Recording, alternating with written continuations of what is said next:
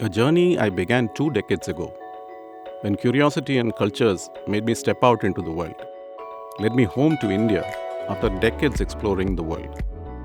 In a millennium where everyone speaks of the future, joy has come to me at home. I find that our joy lies in ancient knowledge.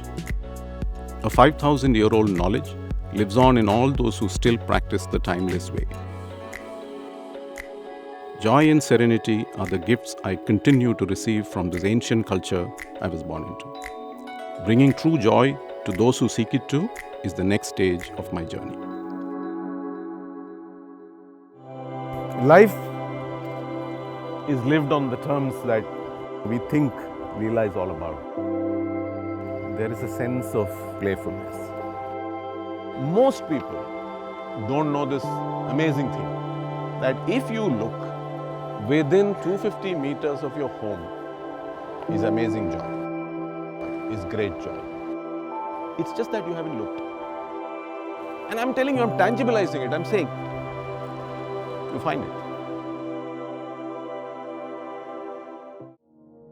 Indic Wellbeing knowledge is not, the power lies not just in the fact that it's old.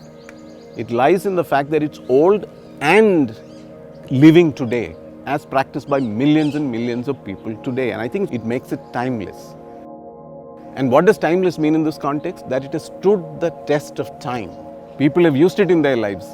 They have found what it means. They have discovered the issues. They have found out the benefits. And gradually over time, people have actually figured out that this is what works. And in all of this, there have been changes in people's lives. So this has adapted. This Indic Wellbeing knowledge is continuously adapted to be relevant and highly relevant even today. And so it's not old, this timeless. I didn't start by saying I will only look at well-being. I started looking at everything from art to architecture to philosophy to metaphysics to food to everything else, metallurgy. What I had found was actually probably the oldest of holistic living and holistic well-being. And that was a moment.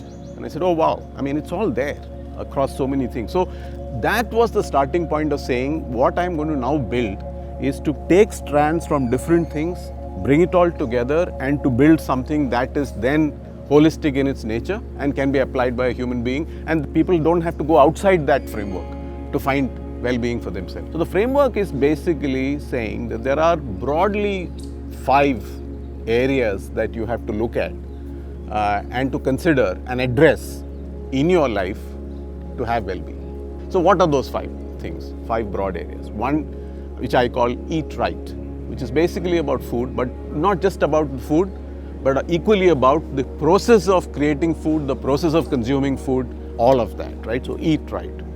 The second one is think calm. How do you think calm? And there's been a history of tremendous knowledge that has been spread to the world about yoga, about meditation. There are lots more in that arena, in that area of thinking calm that's available in the Indian tradition. The third pillar, in all of the ancient and timeless knowledge, there is a profound sort of emphasis on bringing art into your life. In fact, in ancient India, there was a question of 64 arts, and that was considered one of the characteristics of a person of refinement was to know some of those 64 arts. And if you knew all of the 64 arts, as Arjuna is supposed to have known, then you are the epitome of refinement.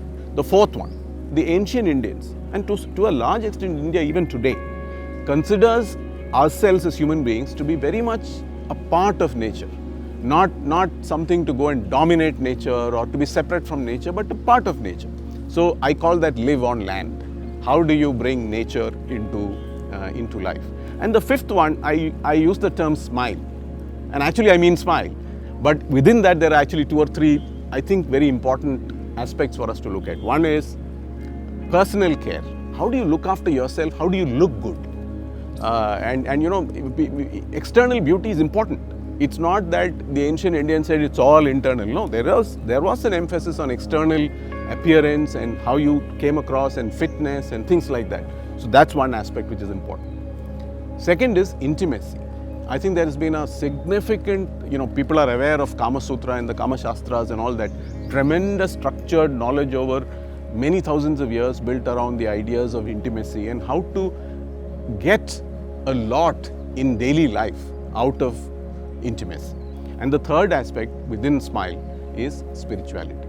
How do you bring spirituality into your life? So this combination of things provides you a holistic framework, a framework of all the things that you need to potentially consider to bring into your life. And what's the other interesting aspect of this framework is, not only are these the things, but what the ancient Indians said was that what you should pursue is what is most natural to you. In effect, what they're saying is what you like. What is our role as Leela Life in delivering that to the world? We are adding being the bridge. What I am is being the bridge. What do I mean by being the bridge? There's a lot of knowledge sitting in India that is available if you know how to look for it, where to look for it, and how to sift through it. But how do we find the right knowledge, the authentic knowledge? And that's a question that occupied me right from the beginning. Because as you explore this, you realize that not all knowledge that you see is equal. Some of it is profound but not practical. Some of it is not at all practical, is probably not even profound, is probably not worth spending time on. And then there is this whole world in the middle, which is both comes from a place of depth of knowledge, but also has the ability to transfer that to practical, daily stuff. So you have to be able to take out these two extremes and find that middle. This is the contours of authenticity that we are looking for in Leela. And it is this contours of authenticity that I apply every time I look at something. So it's not a judgment, it is actually an application of knowledge that I've built over time, saying that knowledge is the knowledge of saying how can you judge, how can you see authenticity in what you're exploring. I've traveled the length and breadth of this country for many years, and then after a point, the culture, the nature, the nuances is second nature to you. So you have it, and then you can find it, and you can say, yeah, this fits, this doesn't fit. So that's the curation model that I apply, and increasingly I'm able to see how to convert that into a very structured method of actually doing that curation, and we can actually take a much more robust thing to the world. The idea of timelessness struck me not by just going through the knowledge and digging into that. Actually, it struck me when I went to some of these places, and two places in particular stand out for me. One is the city of Varanasi, the ancient city of Kashi, and the place that I'm in now, which is Rishikesh, which is recognized the world over as the home of yoga. Kashi, or Varanasi as we know it today, more or less stood in that same place for pretty much as long as India has existed. And this strikes you, you start standing at the ghats in the evening, and there is the arti, the puja that is happening to the river Ganga, and then it suddenly strikes you that I'm standing in a place probably not far from where people stood and did pretty much the same thing 3,000 years ago, 4,000 years ago. And it's wonderful to see that, to experience that, and that then strikes you saying, oh wow, I'm actually in a context which is timeless, not just old. The same thing happens here in Rishikesh in a very different way. Rishikesh is not a built-up city so much as it is a city of the mountains, where the Himalayas in a sense are starting to end towards the foothills. And you're starting to begin to see the great plains of India, the Indo-Gangetic plains. It's an incredible place where the rishis came, the sages of the old came, and was the path through which they went to the highest of the Himalayas.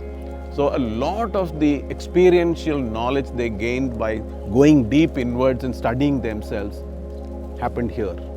It is truly a place of antiquity that is actually a little bit beyond of normal imagination. But that is again timeless, because all across the world today, there are people who get up in the morning and go out and do things that were found out by the sages 5,000 years ago, starting from here.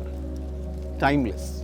There is a question that arises, whether it's a new thing in terms of going down a new path of well-being or setting out on creating a movement or whatever. A question often that we face is, which way should I go? I remember the character from Alice in Wonderland, the Cheshire Cat. Alice comes upon a crossroads, right? And she doesn't know which way to go. Should I go this way? Should I go this way? And she asks Cheshire Cat, who's sitting upon a tree, which way should I go? I haven't found a better answer to that question. Depends on where you want to get to. So there is a journey of discovering that as well. where do I want to get to? And once you go on that journey of asking yourself, where do I want to get to, you will find what is it that I want to do. And you will know how to discover ancient Indic well-being.